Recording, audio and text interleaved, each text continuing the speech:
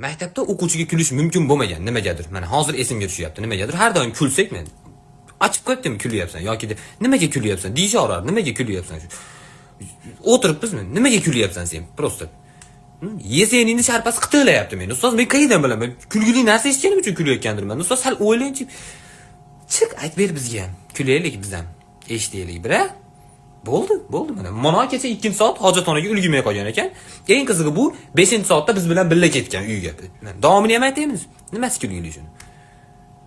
Qani men jinniman u. Bo'ldi 2 qo'ying unda menga. Kulmaydigan narsa kulib qo'ygan uchun degan anaqa ham bor-ku, to'g'rimi? Maktabda kulmaslik degan qonunni ham o'ylab topyapsiz-ku. Davay 2 qo'ying. Erta ota-onamni chaqirib bo'ldi уже. Meni kulgushunosga ko'rsatib yuborsin. Kech qolib yursangiz darsga devorga qaratib qo'yadi. Dars oxirida o'zingga xulosa chiqardingmi? Devorga qarab qanaqa xulosa chiqaraman? Devorga qarab chiqardim. Keyin safar kech qolsam kirmayman darsga. Shu xulosa.